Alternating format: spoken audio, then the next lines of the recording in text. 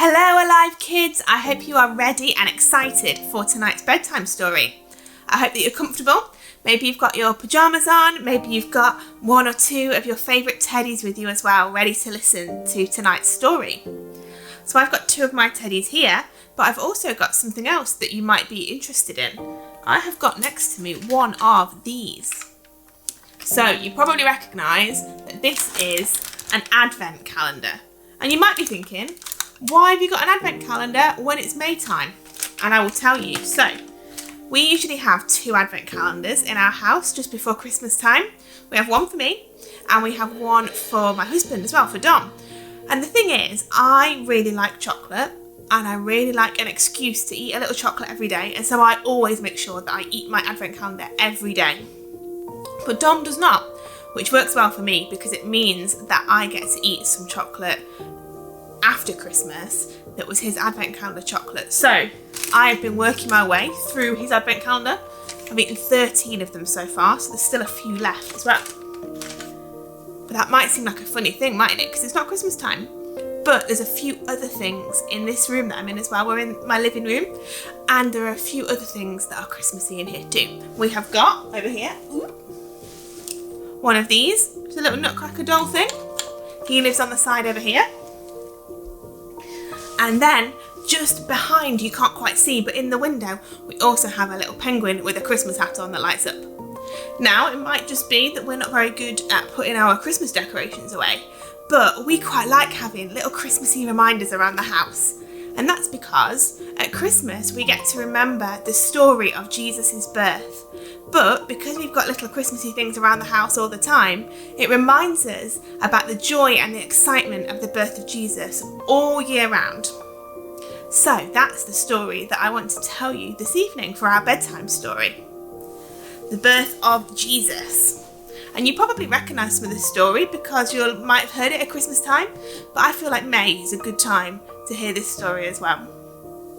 So, just over 2,000 years ago, in a small town called Nazareth, there was a girl called Mary. Now, Mary had a visit from an angel, and this angel told her that she was going to have a baby, and that this baby was going to be the Son of God and would save the whole world. And Mary decided that she was happy to do what God had asked her to do, and she was going to have this baby boy. Now, Mary was engaged to a man called Joseph, and an angel visited him in the night as well and said, Mary's going to have a baby, and this baby is going to be the Son of God and is going to save the whole world. And so Mary and Joseph decided that they would do what God had asked them to do, and that they would bring up and look after this baby boy that was going to be the saviour of the whole world. So, while Mary was getting ready to have her baby, the Romans, who were in charge of the whole area where Mary and Joseph lived, they decided they wanted to know exactly who was living there. And so everybody had to go and be counted. Mary and Joseph had to travel a really long way to be counted. They had to travel all the way to a little town called Bethlehem. And so Mary and Joseph got ready, they got all their things together, and they made the journey from Nazareth down to Bethlehem. And that's a really long way. It's many, many days of walking and travelling, because there weren't any cars then, there weren't even any bicycles. They had got a really long way to travel without being able to jump in a car or hop on a bus or anything like that. And when they got to Bethlehem, they must have been so tired. Can you imagine, from all that walking? And they wanted somewhere to stay. But all of the places that normally have rooms were full because lots of people were travelling to Bethlehem ready to be counted. And so Mary and Joseph ended up in a stable with some animals. Oh, can you imagine how smelly that would have been and how noisy that would have been? But they'd walked a really long way and it was the only place for them to stay, and so they got themselves settled down and cosy in the stable. And that night, the baby Jesus was born. Mary had her little baby boy. How exciting must that have been to have had this baby that the angels had come and told them was going to be born. Now, not too far away in some fields, there were some shepherds. Now, these shepherds would have just been going about their normal thing, looking after their sheep, making sure none of them got lost, just, sitting around in the evening, when all of a sudden the whole sky lit up and was full of angels, and the angels were singing and praising God, and the angels told the shepherds that this baby boy had been born.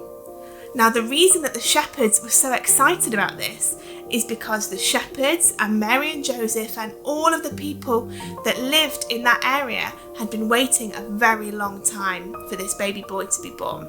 They knew that a baby was going to be born that would be the saviour of the whole world, and now these angels were telling them that this little boy has been born, the person you've been waiting for has been born.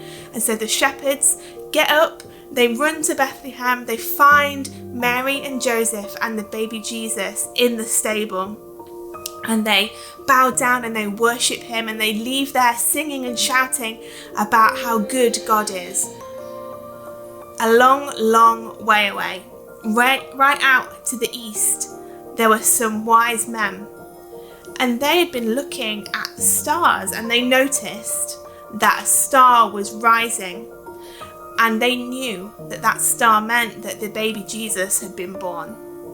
And so they packed all their things up, and they made the very, very long journey all the way westwards from where they were until they found Mary and Joseph and the baby Jesus.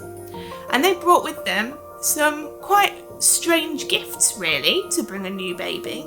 You might know already what these gifts were that the wise men brought. They brought gold, and they brought frankincense, and they brought myrrh, which are some funny presents, really, to bring someone who's just had a baby. We don't tend to bring those presents to people, do we? We normally get things like maybe teddy bears or soft, cosy blankets, but not gold and frankincense and myrrh. But those presents were really important because they were to let people know that this baby was going to be a king, and he was going to be a priest, and he was going to save the whole world. Now, the thing about this story is that I could carry on telling you this story about what happens next and how the baby Jesus grew into a man and all the amazing things that Jesus did. But I'm afraid we have not got time for all the rest of those stories tonight because it's nearly bedtime. I know I'm tired, I'm ready for bed, and I'm sure you are too. And so I'm afraid we're going to have to stop there. But I hope that you've enjoyed tonight's story, and I hope that you can remember, not just at Christmas, but even in the middle of May, the joy and the excitement that it meant for the baby Jesus to be born. I hope you all sleep well, sleep tight, and have sweet dreams. See you all soon.